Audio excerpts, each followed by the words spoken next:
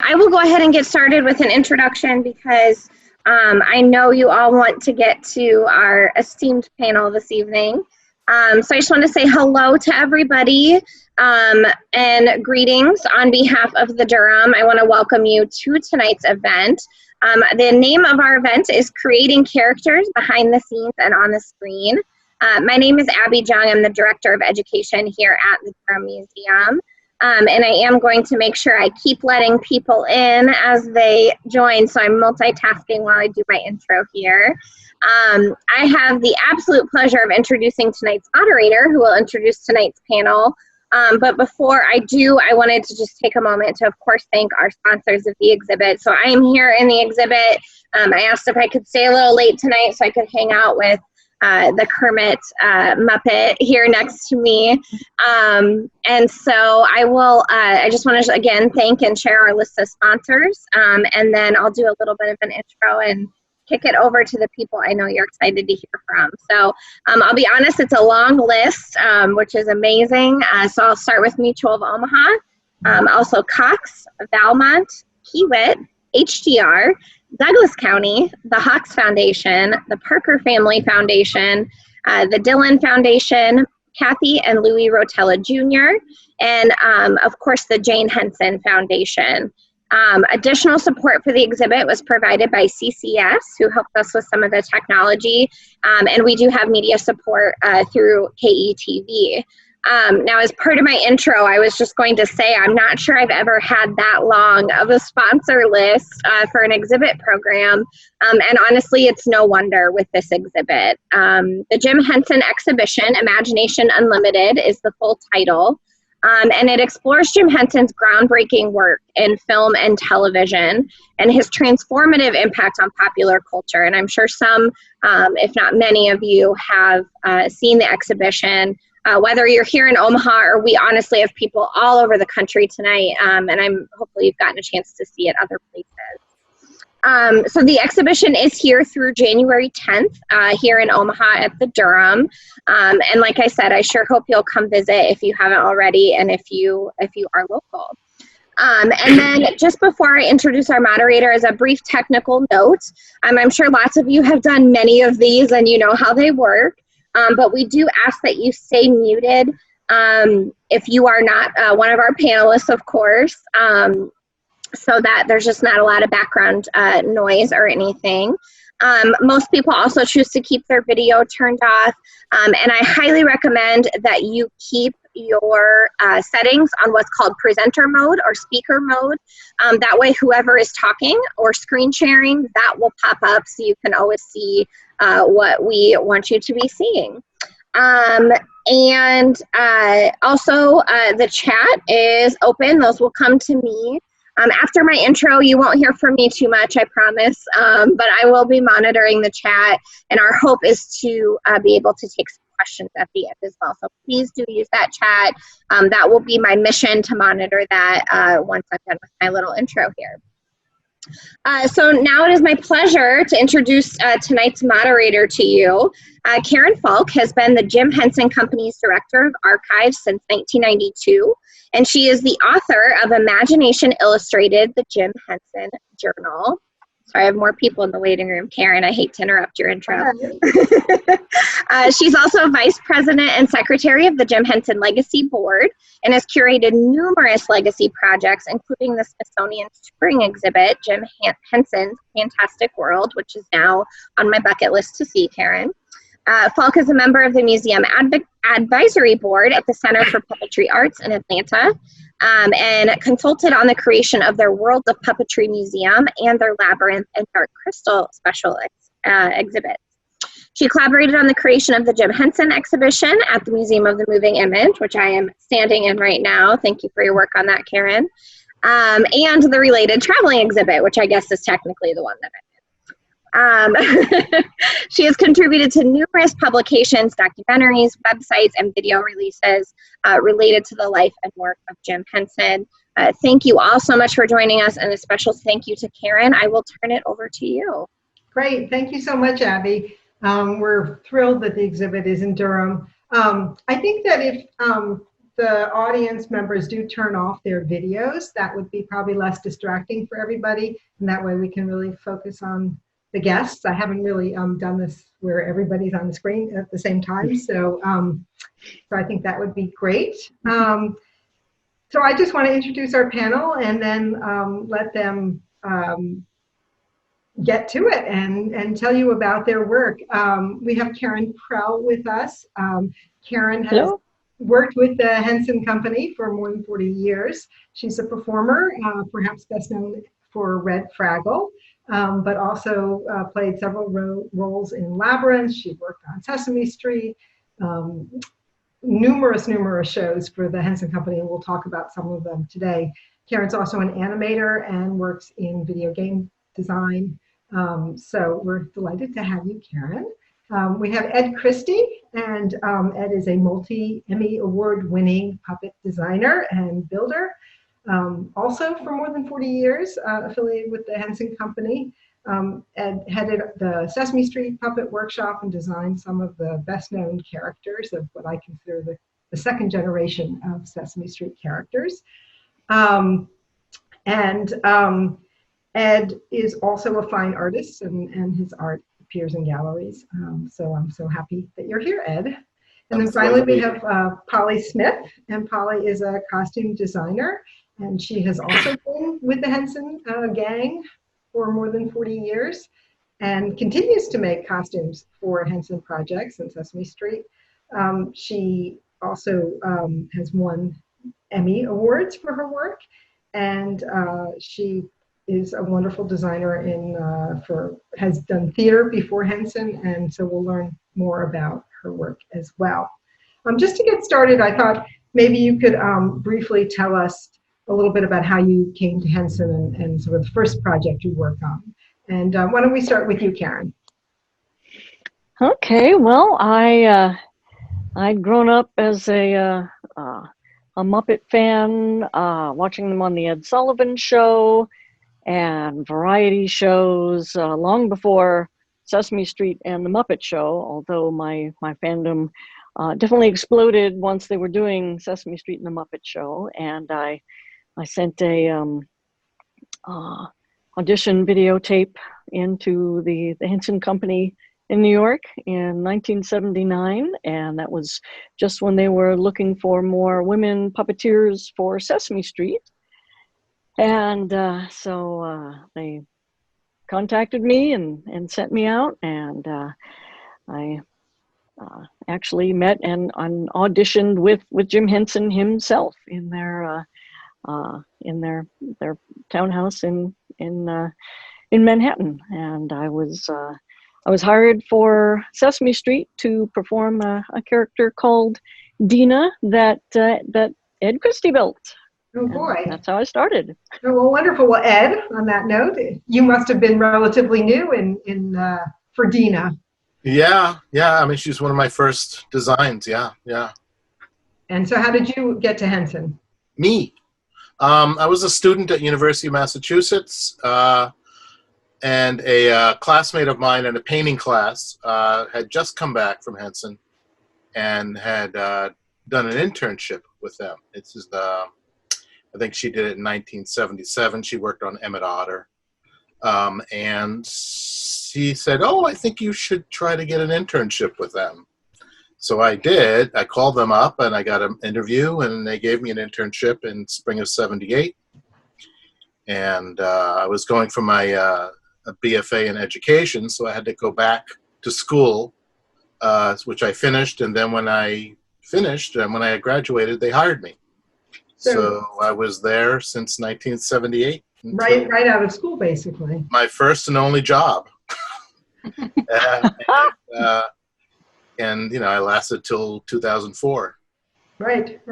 And Polly, how about you? How did you start with Henson? I came in June of '78. They were working on the first Muppet movie, and I was recommended. Callista Hendrickson was the costume designer, and I was recommended to her by a friend of mine who had been working for her, Carol Spear.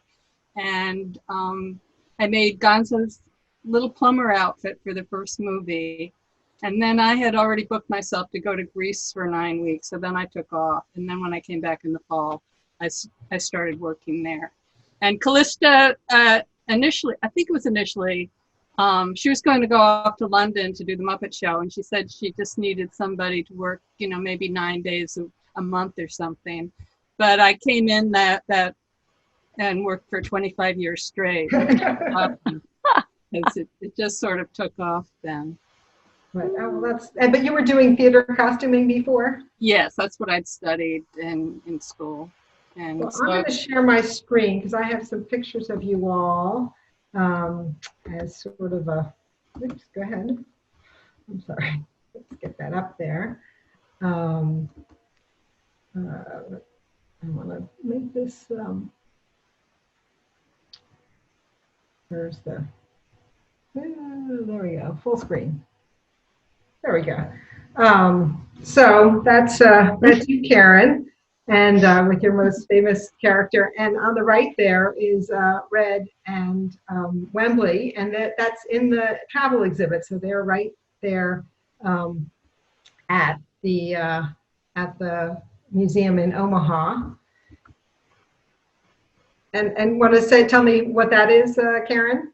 Yeah, so that's the mini variations of Dina. She started out in the lower right as very, very red with kind of down pigtails and a very different body type, more of the Fozzie Bear with a separate body and separate arms and kind of a rigid mouth. So that was her first iteration, and then when there was a break getting ready to go to the next season of Sesame Street, there was a redesign just to make her looser and more appealing, and they adjusted the colors and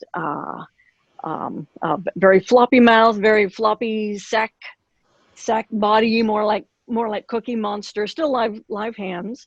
So did that change her personality when her design changed? It helped kind of free her up. I mean, I still kind of struggled figuring out how to do the character. I was just I'd literally moved to New York from living in my parents' basement in Seattle, and so I just had a lot of learning to do about life as well as puppeteering and acting. So it did help a bit just to make her a bit more loose and playful, but I still had a lot of learning to do. I mean, Ed may know more of the details about why her design was changed, but the later, looser version was definitely my favorite. Well, actually, they wanted to make her looser. I mean, you said it, and we achieved that by giving her a Cookie Monster kind of body, and which is very much like an amoeba, and you can do anything with it, and also you can hide under it a lot more gracefully. And her jaw was very much a slack jaw. It was she was able to like move her jaw all around. It was not a hard plate. It was a very soft rubber plate and a surgical tubing lip, so the whole thing was able to just squish and squash and make her as playful, because she was, as all monsters in Sesame Street have a function of some sort, she was a play monster. So we wanted to make her play. So and might have she been her did, downfall, actually. she did have kind of loose Cookie Monster She eyes. did have. She did and have. that was almost like, oh, is this kind of too much with me still kind of learning the ropes of puppeteering, having eye focus? It was like this was like a bit too much. So Exactly. So her eyes ended up being stuck down there, very kind of intense focus, but not with the moving. Exactly, and her hair was very unstructured too. It was all set up. I was just wondering, Ed, since that was very early on, were you given a design, or were you to make her? Because I know later on you obviously designed many. No, they had Carolee Wilcox, who was my supervisor and who was the mother of all Sesame Street stuff at the time. She just gave me free rein. I mean, she supervised me. She looked over my shoulder, but I wanted to make her this kind of thing, and Carolee said, "Go for it." And the colors too. You were given. To be frank, I don't remember the color situation with her. It's a long time ago. So there is a couple of you, Ed, early and later. The project on the left, I think you all worked on. Yeah. That's Tale of the Bunny Picnic, right? Yeah. That's correct. That's Grandma, great Grandma Bunny. Yes. Who Karen performed. Yeah. I have Another a photo of awesome, me making awesome her puppet. costume. Yeah, you made her costume, right? Yeah, and I have a photo of me making it. We could have did the whole thing, but I think I have a photo of her in the costume a little further on. And of course, as you got more involved, Ed, on Sesame Street, you ended up designing. I designed Zoey. Very important female characters. Yeah, that's Zoey. Yeah, there was a dearth of female characters on Sesame Street, that's for sure. And we designed Zoey to be a friend of Elmo's, and she was. She did it. You know, she got a lot of airtime, and she's one of the female characters I designed. I also designed Abby Cadabby and Rosita. Rosita came first. Oh, there's Granny Bunny. There's Granny. Oh, she was so fun. She had this little mechanism inside, so I could kind of blink her eyes, and she had all these skirts and everything. And when she ran, she could hike up her skirts, and you could see her striped leggings as she was running, and she was just so fun and expressive. It's such a joy when you've got great costume makers and puppet builders that build you this beautiful musical instrument that you can just play puppet music on. Just a joy. So Polly, at what point does the costume designer get involved? it varies. If I'm very lucky, they give me time before they're going to start shooting, and I can actually do sketches and find all the fabrics. And this one I had sketches, so apparently there was time, and it was based on an illustrator's book, so I had things to go by, but then I had to find fabrics. But a lot of times, especially when we're in productions, you know, I'm lucky if I could do a scribbled sketch during a production meeting, and then I have one day to shop fabric, and it's whatever fabric I can find. You know, you just have to fly by the seat of your pants in that situation. When you design characters, Ed, are you sometimes adding a costume to your design, or are you? I don't do costumes. So you design naked puppets. I only do naked puppets. I'd be terrible to even attempt a costume. And then, Karen, as a performer, you obviously got a script for this story. And how were you assigned this character? Granny Bunny. Let's see. Well, Jocelyn wrote the show, and she had worked with me on Fraggle Rock by then. In fact, I think, did we shoot this once Fraggle Rock was done? We shoot this in like '86, I think. 86. So so we'd finished shooting Fraggle Rock, and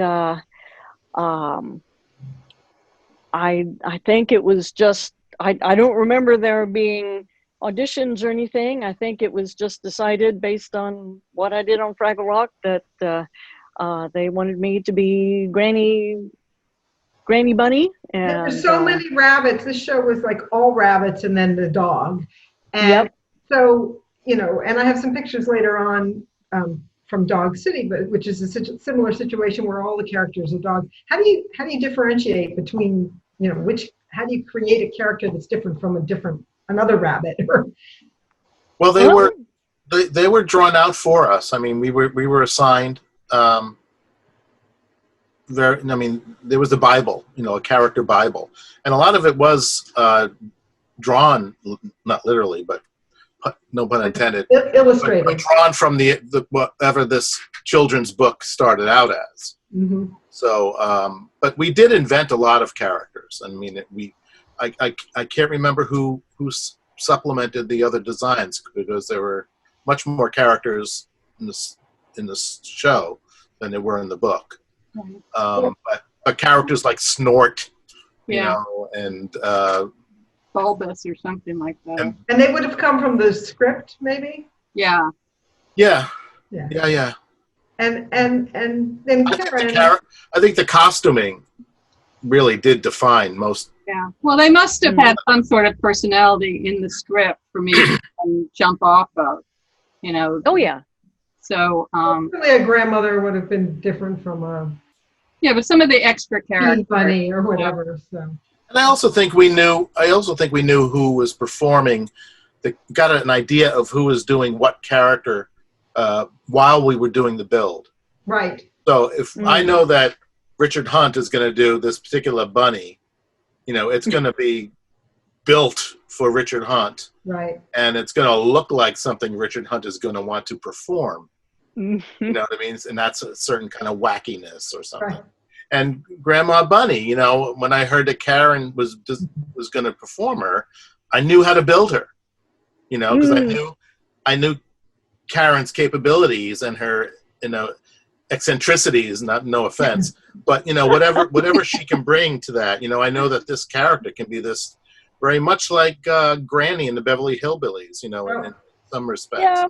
That kind of similar rickety feistiness, you know. Oh yeah, yeah. So we knew with a little bit of Red Fraggle in there. Yes, so, exactly. Ed, here are your girls. Oh yeah, my girls. So they and they came about at slightly different times. I guess Rosita was first.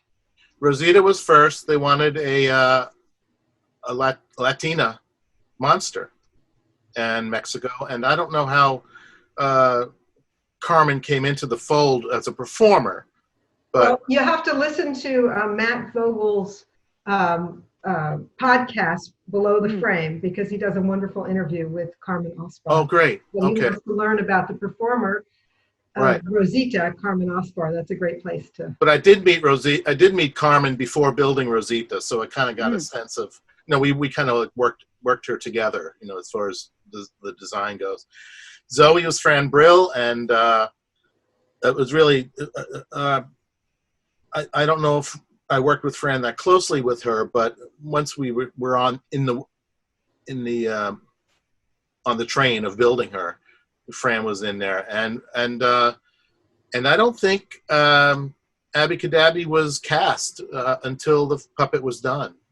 That's like Carrera Rudolph, right? But I do know that but I do know that they wanted a fairy character, which was unusual at the time because we didn't have on Sesame Street. There were no magical characters except for maybe the Count, but there were no fantasy characters, and it was a big deal that they wanted to introduce a fairy character to Sesame Street, and it was there were people for and against it. I frankly was not for it because I think Sesame Street is more gritty and earthbound, but there she is anyway. She's fit right in, I think. Well, Polly, I know that. For the costumes, both for Rosita's naked, but both for Abby and for Zoey, the costumes, Abby's costume was that beautiful silk petal dress. And did you work on both their costumes? I have. I don't know that I worked on the original Zoey one, but the original Abby one for sure, because there was a lot of little. It was beautifully painted fabric by Jason Weber, and then there were these little flowers I had to make that went all around the waist, and I had to turn inside out these little 1-inch long little ovals of fabric. So I just sit there, turning these little things outside and then twisting them into little florets. But it was fun. It was such a beautiful costume. The coloring, I just loved it. And I know she's gotten a different costume. Yeah. Recently. And do you think that it was sort of forced by her personality, or was there? I mean, because the costume often. I don't know. I would say forced by producers, but I don't know. I think it was unfortunate. I mean, they were, I guess, trying to bring her into the real world, but then they didn't. I mean, it was more fantasy, then they had to pull it back. I came in to do the costume, but I wasn't there for all the politics of it, so I don't really know. I think with some of these characters, they sort of develop organically through the performer, through the performer. A lot of times, the performer says, "We want." Wouldn't it be great if she were wearing a tracksuit? You know, and it's like, okay. Like Zoey eventually wore that ballerina costume, which I was really against. But one day, you know, they made a ballerina costume with leggings, and, you know, monsters don't usually wear costumes. And it stuck for many years. And that might have been the producers, it might have been research, might have been Fran asking that she wear this costume all the time, whatever. Now I think Zoe's more naked again. Yeah. So that's you, Polly, in the Oh, Muppets, I think. backstage at the Muppet Show in England. Yeah. So did you all work on the Muppet Show? Yeah. Yeah, I went over for the fifth season, and yeah. And Karen, you were also there at the end, right? I did, yeah, like some about the last 8 episodes, because I did a bit on Sesame Street and just needed to learn the puppeteering chops. So they sent me over to London just to be like right hands and background and dancing asparagus and whatever they needed. Typecasting, right?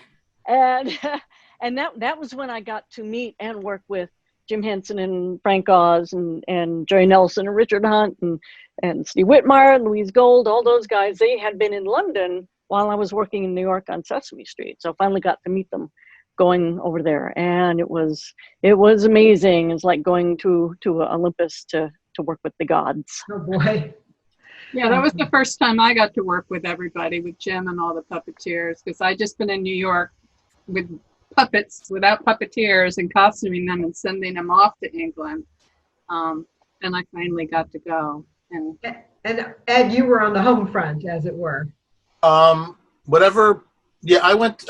Jim liked for all of his employees at one time or another to experience whatever production he's on, at least in the early days. So a lot of us shop people, puppet builders, and costume people, Polly's co-workers in the costume department, we all kind of got a 2-week or 3-week stay in the London shop to be part of the Muppet Show. And I think it really paid off a lot. So I wasn't, whatever puppets I built for the Muppet Show were certainly not designed by me, but I built and often just sent them over. Right. But I did experience Muppet Show. And we were doing the Dark Crystal at the time, simultaneously, and so we were able to sometimes go into that shop and make some creatures for that as well. So it was kind of like a nice way of getting a well-rounded sense of what the company's doing and including as many creative people as possible. I mean, even some of the Dark Crystal people were asked to make some Muppety things once in a while. I mean, it just went around, you know, and it was yeah. And so the Muppet people, because I went right from that right on to Dark Crystal. Right. Never came home. So here's a picture of you in the Dark Crystal Right. shop. You're painting Jen's tunic. Right. And there's a Jen, that photo, which has a little reflection, is the puppets that are in the Right. in the travel exhibit right now. So they're in Omaha right now, and that's Kira's wearing her beautiful dress, which you made. Right? No, Barbara Davis made. Barbara Davis made, yeah. But Yeah. the costume above them, you can tell us a little bit about. Yeah, that was one of the pod people, and I had been working on the pod people, which was just my dream job. Little ethnic-y, artistic, textured, painted, sanded, you know, run a car over them. I mean, they were wonderful. And then I was asked to do the Jen costume, and I thought, yeah, okay. And because it was fun, it was very intricate and it was fun. But the problem with that costume was you had to have a duplicate, and you had to have the walk around, and you have to have the mechanic. All of them had to have multiple backups. And it just was one after another. There's a picture of me just rolling my eyes and them all lined up there, because I just wanted to get back to my pod people. And so I never really appreciated the Jen costume until I saw it. And the exhibit was at Lincoln Center. It was in the glass box, right, exactly like this. And I saw it and I went, ooh, I made that. It was finally. Well, they're really spectacular. And the pod costumes are all so different and so beautiful. Again, I think the character you learn so much about the character from the costume. Yeah, you were given, I guess, a sense of what the personalities are, these different species in effect. Yeah, well, I had all the heads were there. I think Bobby Payne was working on the heads, and they each had their sort of personality. But I was just going apeshit because I'd been to an art exhibit in London that some Swedish artists that did all this layered stuff, and I just saw that and I thought, that's what I'm doing. I went back and I just started doing these things, and I love ethnic-y things, and so I had all this research from all around the world, so I could just pull any sort of silhouette and then bring it into this same world. So they hopefully sort of work together. My biggest problem was I really got into the shoes, which is really stupid. Oh yeah, that's beautiful. Yeah, because I should have been doing hats, but I was doing all these shoes. But there was at least one scene where one of the puppets was balancing a ball on their feet, so we did get to see them. Well, the Fraggles wore a lot of hats, so that was right. But here's a few other things that some pictures you sent me of some of the other costumes you made for the Muppets. Right. Obviously we know Statler and Waldorf, and it's surprising to see them as Tweedledum and Tweedledee, but I think that's pretty typical for the costuming side in terms of, you're given a character and then you're given some. Yeah, that was the Brooke Shields show, and she played Alice, and so all the characters, I think there were more of them that had something. I can't remember the script or what they did, but I'm sure it was funny. This Gonzo was from the Muppet Show as well. And did you reference pictures of real mariachis to? Oh yeah, you reference it and then just just go off, But I think there's a Link has a similar costume. Again, I don't remember what they were doing. And what's the issue with puppets? They can't get it off the rack, or? Right. Yeah. When I was working on dinosaurs, they're huge. They had 60-inch necks, and they were huge. And we had they went to war, and they had all these army uniforms, and we had to work all through Thanksgiving to get them done. And we take them to set, and this ABC producer comes down and says, "Great uniforms. Where did you find them?" I just looked at him like, I said, "The dinosaur shop on Melrose. Where do you think?" And walked away. I just, what an idiot. Well, we killed ourselves. So yeah, you have to make everything. There's nothing out there. I mean, shoes, you can sometimes find shoes. T-shirts you can recut. Well, and the same thing with props. Because Karen, as I'm sure you can say, they can't just pick up a regular prop puppet, right? They have to be preferably as lightweight as possible, and sometimes just the scale of what you can buy is just not the right size for puppets. So unless they buy like kids' toy versions of things and almost just kind of take them apart and reassemble them and repaint them, just a lot has to be made from scratch and be able to be easily rigged to the puppet's hands or have rods attached to it. So it's a lot. It's a lot of work to get the props to look like, they went to the puppet prop store. Right. Right, exactly. Oh, we have our own puppet prop store. So Karen, Fraggle Rock is near and dear to you, and you are at the heart of Fraggle Rock, certainly, as Red Fraggle. I just wanted to talk a little bit about that character with you. You want to tell us how you ended up getting cast as her? I mean, I'd worked on Sesame Street for about a year and a half and just wasn't able to make the Dina character work. You can see a few videos, you can look around online and see, and she was just kind of all over the place. And I was kind of just hitting the, on the nose, exactly as written, out of control, wants to play note. And so the character didn't work out, and So I was let go from Sesame Street, but I stayed in New York and did a few different jobs, did some puppet wrangling, did some artwork for Bonnie Erickson's company. She's a Muppet builder that went on to build mascots and run the Jim Henson legacy. So I was still in New York when they were ready to audition people for what they call the International Children's Show. And Jim was the one that had seen something in me to make him want to hire me for Sesame Street. So he was the one that again championed to listen.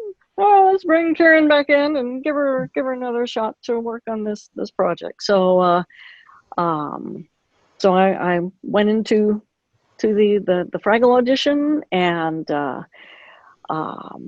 I was worried. They had the little booklet explaining what the show was about, what the characters were about, and initially I was so honored to be asked again after not working out on Sesame Street. When I did the audition, I was surprisingly chill and just figured if this is as far as it goes, at least, I was given another chance. And I was more interested in performing Moki. I didn't really, especially after failing with a playful character on Sesame Street and seeing, there's this active playful character called Red Fraggle. I won't know what to do with it, so I'm not even thinking about that character. So did the audition with the rest of the puppeteers. We swapped around puppets and tried different things and just had fun. And then after a day or two, got a call from Jim Henson saying that they decided they wanted me to be Red Fraggle. And I was surprised, and then I was terrified because, oh no, this is another playful character. How can I make it work this time? But I'd stayed in New York. I'd done just a lot of personal growing when you're away from home and just have to figure out how to survive in New York City in 1980 and 81, and so just done a lot of adulting, and so I was able to bring some depth to the character, and Kathy Mullen worked with me a lot before we went into shooting and she performed Moki just to figure out how to get contrast between our characters and how to get them to play off of each other. So and I took the first few episodes on Fraggle Rock to really figure out what the character of Red was, because I was still going carefully. I didn't want to mess it up this time.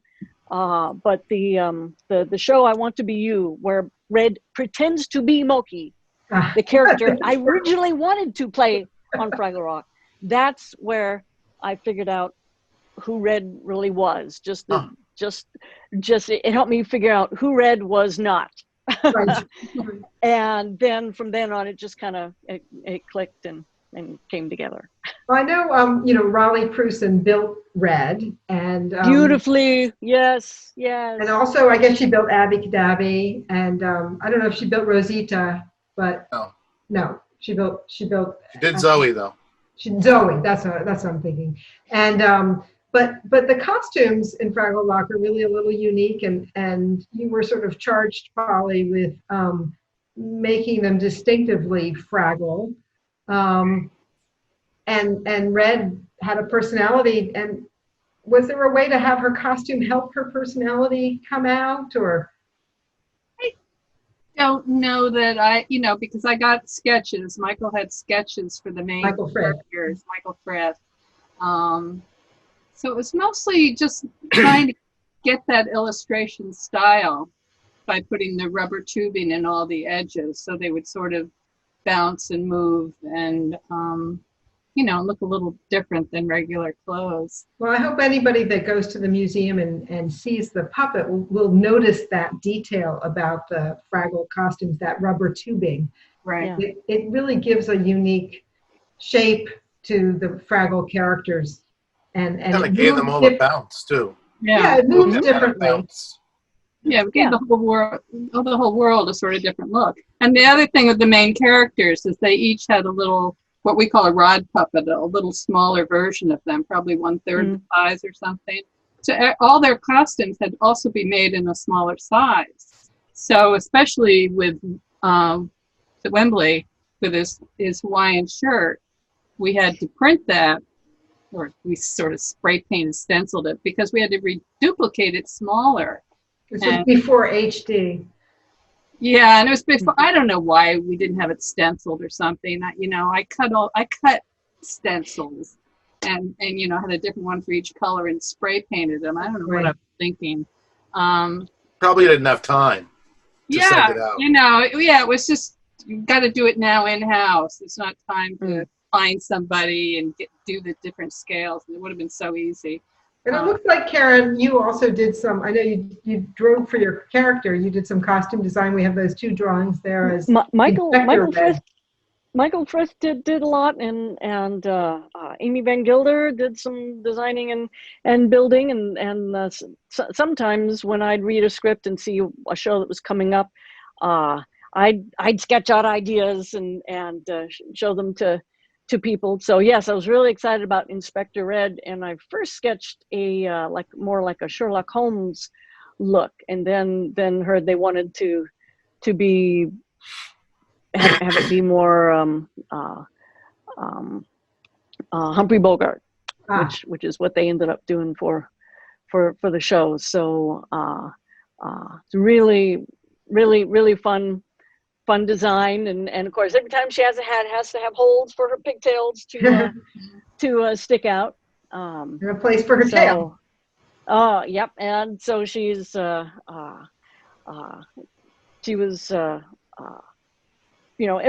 most of the time she was in her classic red shirt, but every once in a while she got to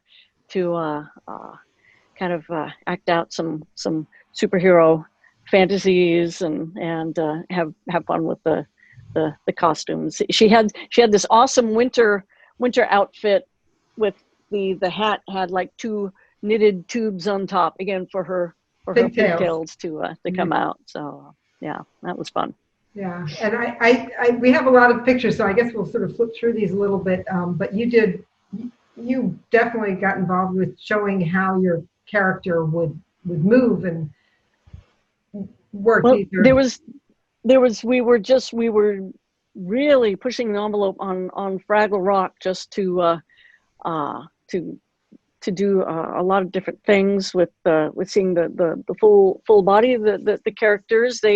They of course did a lot of this on Sesame Street and on the Muppet show, and so with each production would try to push it a bit more, and then the technology would start to improve a bit. So the swimming drawing would be puppeteers all dressed in black against a black background, so the puppet could be superimposed on top of an underwater background. So this was obviously all dry. We weren't in the water, and with just a lot of rods and wires moving all her hair, her feet, her tail, and everything. So we had 3 days to shoot each episode of Fraggle Rock. So we really had to figure out in advance how things were going to be rigged, do some tests, so that when it came time to shoot, we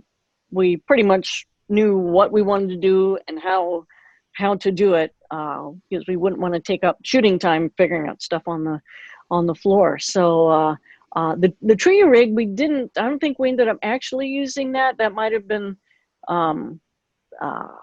something that was a possible idea for a show that we didn't use. But again, that was just some way to get a live hand into a puppet, so that you could see the full body and nothing underneath the puppet, because the puppeteer could be in the tree. So that was a lot of most of the fun, when you're reading a script and you're like, how are we going to do this shot?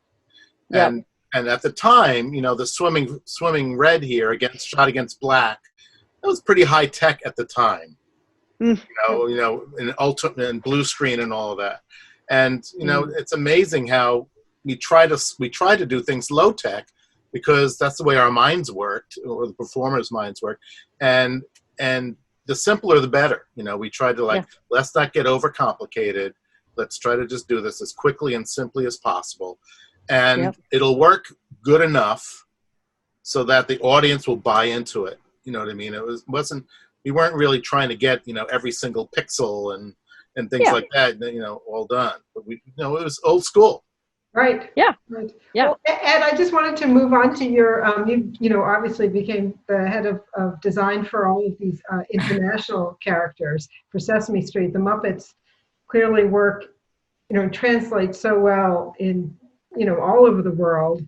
And when you were designing characters, you want to quickly just say what these are and what sort of design direction you got for different cultures? Well, usually, again, it starts with our production meeting, and the producers of the hosting country, whether it be Egypt or Bangladesh, in this case. Was that Bangladesh? Yes, Bangladesh. And I think the tiger, and the pink, the pink lion is India, and the blue spirit of the forest, his name is Zeli Boba, that's Russia. But it started out with a meeting with the American producers on Sesame Street, myself, and the hosting country's producers, and they just we'd just have a general sense of what was the need for the show or what they would like to see in the show.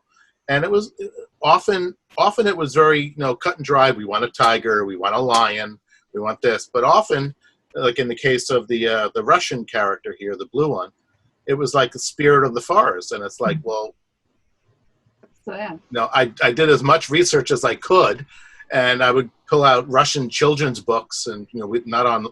At this point, I'm going into bookstores because we're not doing it on Google in those days, and there was no definitive answer to what these things would look like.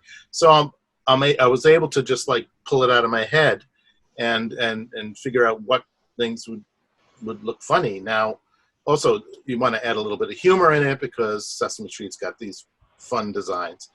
And but again, I would create many drawings. There must have been a dozen or maybe 20 designs for Zeli Boba, and I would just bring them to the meeting, and they would say, we like this one, and this one, and the rest we can throw away. And then we'll say, we like the nose of this one, but we want to put that on the head of that one. Mm-hmm. And we do a lot of Mr. Potato Head kind of stuff. And and usually by the time the lead in my pencil is worn out, we would come up with something that was fun and presentable and buildable. I mean, that's a whole other. For the American show, you knew a lot of the puppeteers, and you might know who's going to be performing a character, and that might inform your design. For the international ones, you really don't know that. I have no idea. No.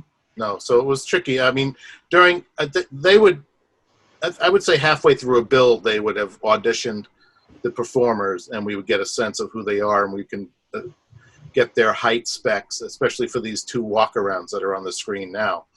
We would get their height specs, and we all knew that they would be like Big Bird because the hand is up in the air, and if I'm a 5'8" performer or 5'10" performer, once my hand is in the air, I'm close to 7 feet. So right. It was a kind of it always worked out that way, that the height would be very similar to the way Big Bird would be. So we knew how to deal with a Big Bird type puppet. And so we would apply that to this. It looks like we could talk for hours, and we have questions. And I have a lot more pictures. I'm just going to flip through, and I guess we're not going to really have time to talk too much about them. But I have pictures. Let's see. Whoops. Why is this? We'll put captions on them for you. Yeah. Verbal captions. So that's more of your international. Yeah. I wanted to talk about scale a little bit. You were talking about, Polly, the big the big Fraggles and the little Fraggles. Right. And of course, there's a lot of the scale of how characters interact can make a difference. But the reason I bring this up is because the exhibit has this wonderful worm circus in it.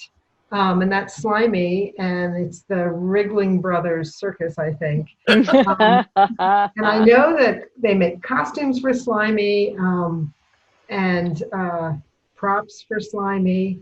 And he's this little tiny tube of foam, and yet somehow you performers can get that kind of personality out of a little worm. Out of a little piece of foam, right? And in this case, Karen, you worked with 2 scales. This is the worm from Labyrinth. Yes, hand puppet size, and then the little finger size when it was seen live with Jennifer Connelly. Yep. Right.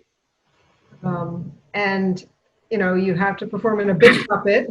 So on the left, you're there in the Junk Woman, or a little tiny puppet. These mice all look alike. So you performers bring a lot. But Polly, you sent me pictures. What is the direction you had to decide on for the mice to make costumes for them? Well, this was for the Muppet Wizard of Oz, and I had a whole set of, I'll try to make this brief, a whole set of costumes for these rats. And at the last minute, like the weekend before they were going to shoot it, they decided that they were afraid Warner Brothers would sue them because my little girl rats had dirndl skirts. And she said, just get rid of all the costumes. And I said, no, I'm not going to do that. I said, tell me what colors, what I can use, and I'll sit home and remake them this weekend. That's what I did in my hotel room. Oh boy! These are Christmas Carol, though, right? Christmas Carol, Fuzzy Wig Party. Yeah. I love doing rat clothes. they're little things. And and of course you designed for Miss Piggy. I'm sure there'll be some questions. I wanted to bring this up from Dog City just because this was another show that I know, Ed, you made that puppet on the top right. Bugsy. Yeah, Bugsy Cabone. Yeah, and that's the head gangster dog. Yeah. Right, and I like the reference materials that were used to inspire the character. That's in. I've never seen this drawing before. I don't know whether you had that in archives. Yeah, that's Bruce McNally. It is Bruce. Okay. Yeah, he designed all of the dogs, and that was one of your pieces, Polly, where you were using reference. Right. Wow. And then sometimes you have to create a puppet that is also a real animal. Yeah, we had this dog. The real dog's name is Bamboo. You can see him with the rose in his teeth. He was actually a professional model dog, and that's from a greeting card that he had done years ago. And there he is without the stick on him, next to the puppet. And we had to match this real live dog, and it was from the Jim Henson. Was it the Jim Henson? Jim Henson Hour, yeah. And then as a performer, presumably the performer had to match the real dog too. Well, yeah, she did. That was Camille. Yeah. Did that. Yeah. So I'm gonna stop the share, and let's ask Abby to come back on, and she has questions from the chat room. I know we don't have too much time, but. Yeah, so I've been going through, and you're welcome to keep sending them. I'll get to as many as I can. One that I thought was interesting that I don't think I've heard anyone touch on is if the puppeteer always is the same as the person who does the voice and brings the character to life. And I know sometimes there's 2 puppeteers or multiple, as that image showed. So probably a question for Karen. Yeah, usually for TV productions like Muppet Show, Sesame Street, Fraggle Rock, the puppeteer does the voice and does it live while they are performing the character. For other productions, like for some movies, or like the Dark Crystal TV show, they had celebrities dub the characters afterwards. So the puppeteers would speak contemporary voices, and then as far as I know, the actors always provided the voices afterwards. But usually, especially if the puppets are performing with a live human being, if they can be, spontaneous and be able to improv and play off of the human actor doing the voice live is always the best. Thank you. I thought this was a great question that a lot of people might find interesting. What is the most challenging project that you've worked on in your time of being in the puppet world? I think everybody could probably, something comes to mind. It was all challenging. Yeah, I think costuming live animals I've had to do. Like Sir Didymus's dog in Dark Crystal, and then some other projects I've had outside of Muppets, puppets again, or animals again, making clothes for animals. Or the dinosaurs.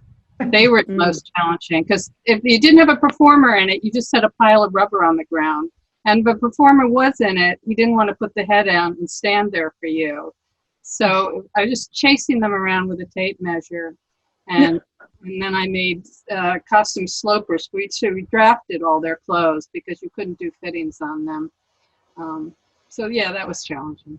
Well, for me, Sesame Street was challenging because I was still trying to figure out how to be a puppeteer, and it was a bit of a struggle. But also challenging was Labyrinth in a more exciting way, because we were just again, Jim just loved to just push the envelope with what could be done with puppets and costumes and animatronics, and there was such a range of all the different types of characters in this show, and it was my first time extensively working with animatronics, and so it was thrilling and terrifying, but we were all kind of in the same boat. It's like, oh my God, this is amazing. Oh my God, how are we going to do this? And just, let's just hold hands and jump in there and see what happens. So it was a complicated shoot. We shot it in 1985. Had to make most of the stuff had to work in camera. We were very limited with what computers could clean up afterwards at that time. So it was a lot of work getting all those things to work live on set. But it's great that people, after all that work, and after an initially not great reception, that people now really, really love the movie and all the work that went into it. Yeah. So as far as puppet building, everything was a challenge, but the shop, the people in the shop, everyone was so up for it. You know what I mean? And we were always finding new ways of problem solving, and what materials you would never imagine using for a puppet, like a bath mat that had knobbly things on it, could be cut up and made into something that would work really well on Fraggle Rock as opposed to Sesame Street. So those kind of challenges I found exhilarating, and it had mostly to do with material. Yeah. You have another question, Abby? Yeah, this seems like a good one to kind of round us out. So Megan noted that you've all been in the industry for several decades, and I know to Karen Falk, when she sent me, hey, these are the three I'm thinking of, I know I was terribly impressed because you guys have all just been in it for so long. So the question is, what are the most noticeable changes you've seen in kind of maybe your particular area? And then I'm going to add a little bit to Megan's question, I hope she doesn't mind, and say maybe I know you probably can't say too much about current projects you're on, but maybe where do you see it going, or what are you looking forward to? Well, I haven't worked in any of this since 2004, so I'm going to kind of opt out as far as what I think is new and fresh and exciting, because I'm not in that world anymore. So I don't know that I'm still making puppet clothes for people, but it seems pretty classic puppets, you know, the same. The only thing that's really rocked my world is Wonder Under. The iron-on interfacing that can hold things in place while you stitch them. Because, you know, I just love it. But the technology hasn't impacted you particularly. Little bits along the way. I mean, you know, I've printed fabric for rats in my computer. You know, you could do things like that. But not so much, not in the sewing world. So, you know, I'll probably think of something later that's have a brilliant answer, but I don't have it now. Sometimes it's nice to just keep things classic, right? It probably has changed the most for you, Karen. Well, because I took like a 20-year detour into the world of computer animation. You know, for a while was doing puppet things, and then they're kind of hit a point in the mid and late 90s where computer animation was just replacing a lot of puppet work. And then I had a chance to train and work as a computer animator at Pixar. And they were very excited about working with a puppeteer who had the experience of working with Jim Henson and the Muppets. Huge, lot of Jim Henson and Muppet fans at Pixar. There still are. And so this was a time they were still trying to attract animators, because most animators were still doing hand-drawn animation, and they were trying to find people that were willing to learn to use a computer. And so they thought, well, we'll teach a puppeteer a new tool to act through. And so I worked at Pixar and a company called Dina in Texas, and Tippett Studio in California, and I've been for about 13 years at Valve in Seattle doing animation for computer games. And so throughout all that time, there would occasionally be puppet things. I'd go off and do some live performances or promotional things, and helped with some of the recent Muppet movies and the Muppet Show, and see the old puppet gang, and yay, and then go back to my computer work. So I've been really, really impressed to see how computers can be used, not to just totally replace puppets, but to enhance them and help fix the things that were just so hard when we were trying to do things live back in the 1980s. Like if you're shooting against blue screen or green screen, things could be a lot messier, and the computer would just clean it up.